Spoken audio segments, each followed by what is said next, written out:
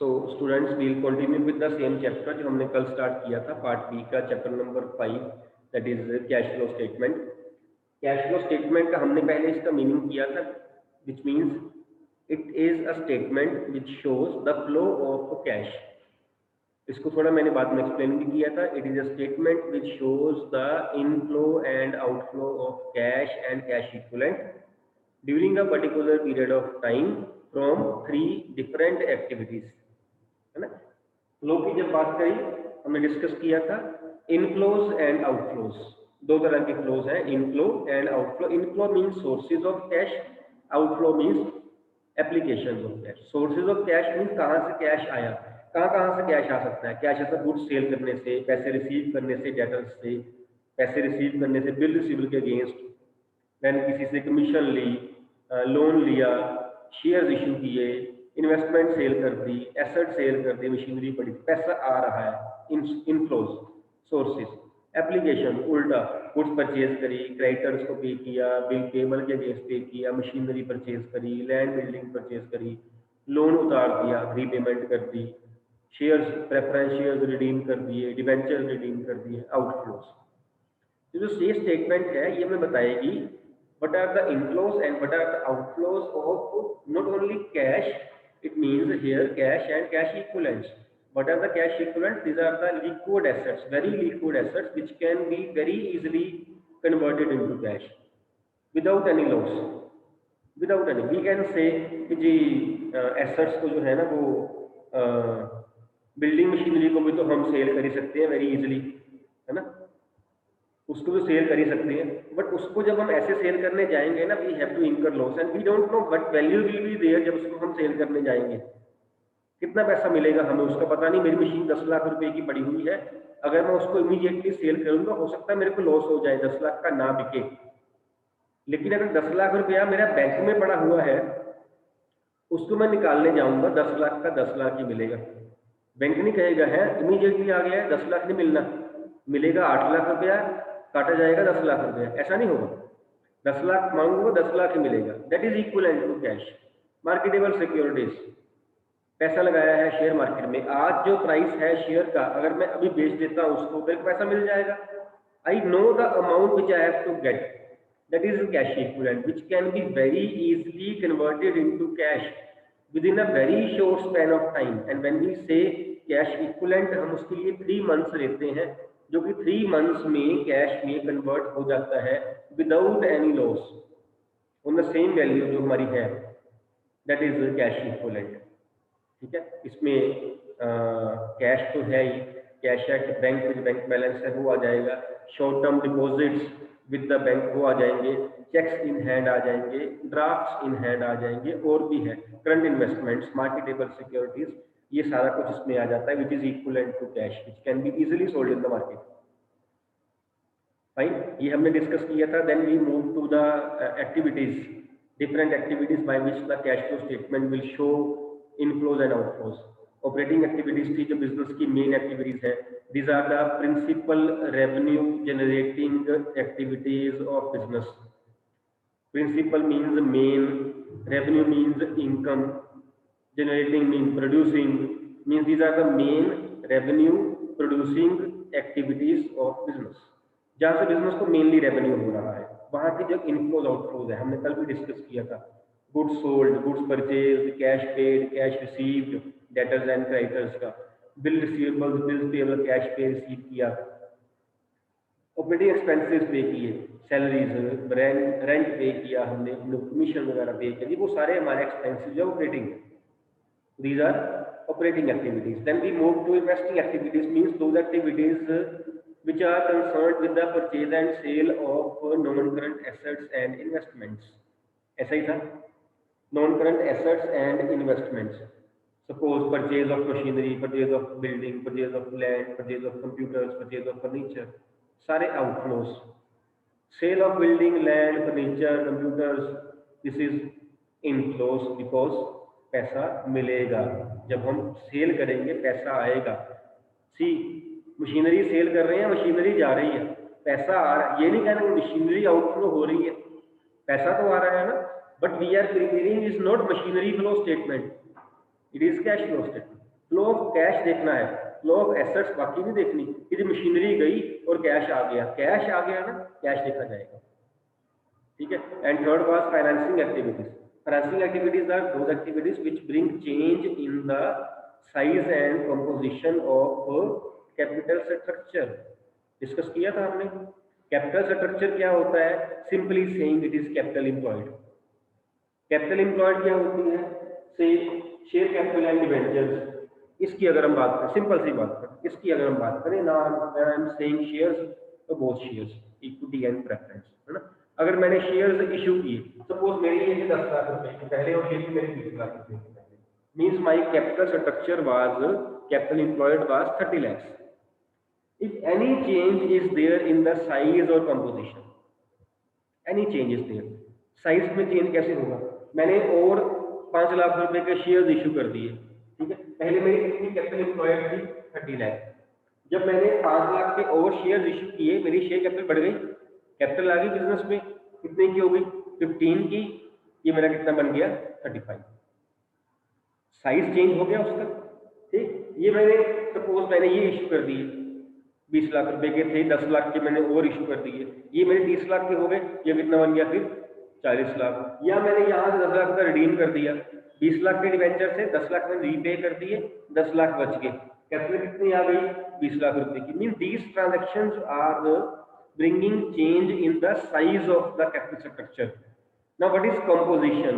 Composition means suppose मैंने इसमें से 2 लाख रुपए के डिवेंचर्स कन्वर्ट करके शेयर्स बना दिए, होते हैं ना कन्वर्टिबल डिवेंचर्स या कन्वर्टिबल प्रेफरेंस शेयर्स, ठीक है। जब मैंने 2 लाख रुपए के डिवेंचर्स को मैंने शेयर्स में कन्वर्ट कर दिया, मेरे डिवेंचर्स रह गए 18 लाख के और शेयर्स मेरे हो गए 12 लाख के। Is there any change in the size of the structure here? Earlier it was 30 lakh, now again it is 30 lakh, but composition has been changed. Few debentures were there which have been converted into shares. Composition has been changed. Mean any transaction which results in the change in the either size or composition of capital structure of a business, all those transactions, all those activities are financing activities. लिखा था हमने इसका inflow outflow भी लिखा हुआ था। Shares issued both preference and equity, है ना। Debentures issued, loan taken availed, then outflows में था loan repaid, debentures redeemed, preference shares redeemed, dividend paid, interest paid. All these are main activities which are related to the financing activities. चले आगे, ठीक। अभी तक कोई डाउट पूछ लीजिए बेटा, उसके बाद फिर चलते हैं। है कुछ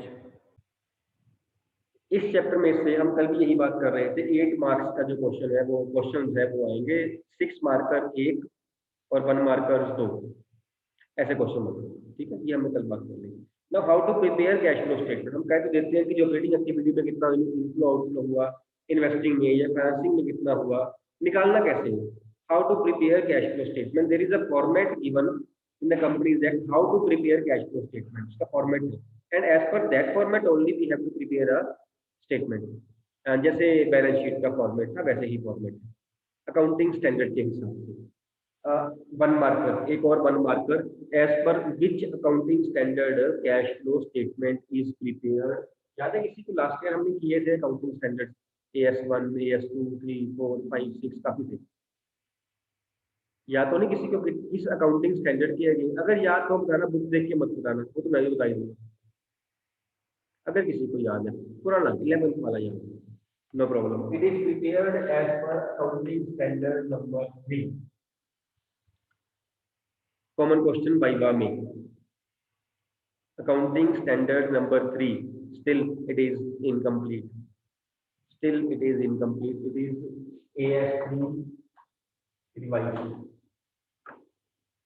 revised AS, उसके हिसाब से 1 मार्कर है ये क्वेश्चन आपको।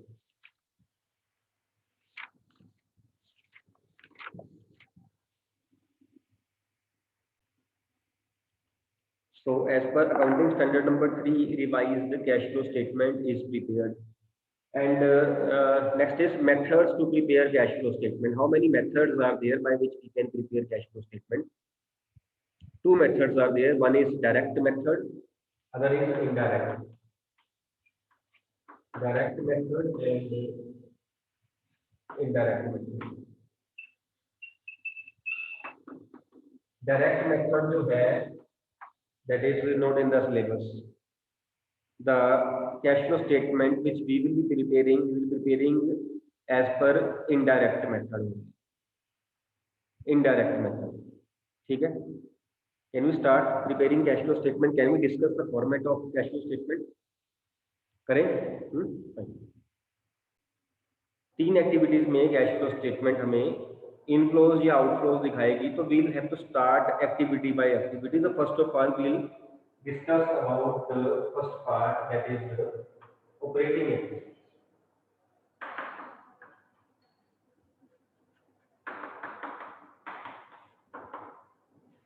Operating activities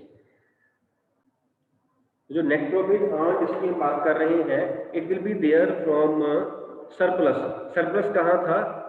बैलेंस शीट में इक्विटी लायबिलिटी साइड में main head share holders fund, sub head reserve and surplus, उसमें जो होता है जितना उसका इंक्रीज्ड पोर्शन यहाँ पे लिखना है आपने। सपोज आपको रिजर्व एंड सरप्लस दिया हुआ है, सरप्लस में यू नो करंट ईयर पहले आता है और प्रीवियस ईयर बाद में आता है। सपोज ये 5 करोड़ रुपीस, ये 3 crore rupees, last year 3 crore था, अभी वो 5 करोड़ है, जितना इंक्रीज्ड पोर्शन है 2 करोड़ रुपीस यहाँ पे आएगा। यहाँ पर हमें नोट करना है इंक्रीज्ड पोर्शन इन सरप्लस। ये आपके नोट्स हैं जो आपको सम करने में हेल्प करेंगे। जब तक आप ये चीज नहीं लिखोगे जो मैं बोल रहा हूँ, सम्स नहीं होने। Net profit earn during the year mean increased portion in surplus, ऐसे आप लिख लो, आपको ढूंढना इजी हो जाएगा। Then is tax provided. आपको याद होगा टैक्स भी दो दिए होते हैं, दो दिए होते हैं ना, ओपनिंग भी क्लोजिंग भी। और टैक्स दिए कहाँ होते हैं? बैलेंस शीट में, करंट लायबिलिटीज में, शॉर्ट टर्म प्रोविजंस में प्रोविजन फॉर टैक्स दिया होता है। तो यहाँ पे कौन सा लेना है? यहाँ लेना है हमने करंट ईयर का। करंट ईयर का नोट कर लीजिए, tax provided will be of current year. Dividend proposed, dividend proposed आपको सम के बाहर दिया होता है, because dividend is contingent liability, balance sheet में नहीं दी होती, ये बाहर दी होती है। अगर डिविडेंड प्रपोज्ड दो दिए हुए हैं, करंट ईयर की भी दिया है, प्रीवियस का भी दिया हुआ है, प्रीवियस का लेना है, करंट का लेना ही नहीं है। करंट ईयर का डिविडेंड प्रपोज्ड सारी कैश फ्लो स्टेटमेंट में कहीं भी नहीं आना ही नहीं, जो आएगा प्रीवियस का आएगा। इंटरिम डिविडेंड प्रपोज ये दिया ही एक होता है, सम में दिया ही एक होगा, उसमें लिखा होगा इंटरिम डिविडेंड, वही कर देना। इसका ओपनिंग क्लोजिंग नहीं होता, ये भी सम के बाहर दिया होता है, बैलेंस शीट के बाहर।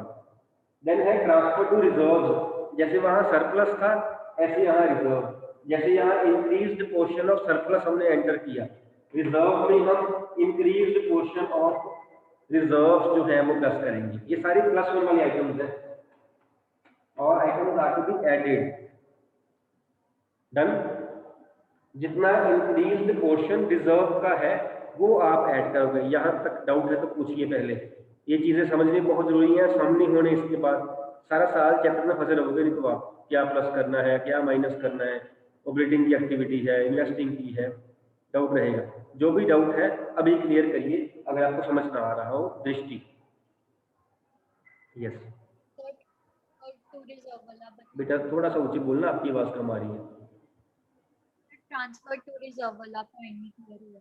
ट्रांसफर टू रिजर्व, जैसे सरप्लस हमने इंक्रीज पोर्शन देखा था शेयर होल्डर्स फंड्स में, ऐसे ही रिजर्व में लिखा होगा वहां कहीं under same head reserve and surplus, जितना वहां इंक्रीज पोर्शन था। सपोज वहां पहले 10 था, पहले 6 था करोड़ रुपए, फिर 10 हो गया तो 4 करोड़ रुपए। ठीक है, इंक्रीज पोर्शन ऑफ रिजर्व यहाँ, इंक्रीज पोर्शन ऑफ सरप्लस यहाँ। डन। अब जब आप यस केतन सर इसमें फिर रिजर्व एंड सरप्लस अलग अलग दिए होंगे ना? अलग दिए होंगे बिल्कुल। हिना सर अगर रिजर्व वाला जो डिफरेंस आएगा करंट और प्रीवियस ईयर वाला, अगर वो इंक्रीज की बजाय डिक्रीज हुआ, माइनस कर देना उसको बेटा, माइनस कर देना, माइनस कर देना। कम हो रहा होगा तो यहाँ पे 16 है और यहाँ 10 हो गए, कम हो गए 6 रुपये, तो यहाँ माइनस कर देंगे। देन जब आप इसको सारे को सॉल्व करोगे एप्रोप्रिएशन को, और ये आप नेट प्रॉफिट अर्न वाला इसमें आप ऐड करोगे तो आपका आएगा net profit before tax and dividend. ये आइटम आपका आ गया, यहाँ तक पहुंच चुके हैं सम के। पिछले वाला पोर्शन यहाँ पे ऐड किया जाएगा, इस हेड को उसमें ऐड किया जाएगा। Then is adjustment. एडजस्टमेंट एक आएगी डेप्रिसिएशन चार्ज की, ऐसे लिखी होगी डेप्रिसिएशन चार्ज। देन है loss on sale of asset, सिर्फ लॉस 10 रुपए की एसेट थी 8 रुपए में सेल कर दी गई, 2 रुपए यहाँ पे आ जाएंगे, प्लस करेंगे। Goodwill amortised, goodwill amortised nothing but depreciation kind of thing, है ना। डिफरेंस वही है, आपको पता है डेप्रिसिएशन टेंजिबल पे है, गुडविल इंटेंजिबल पे है।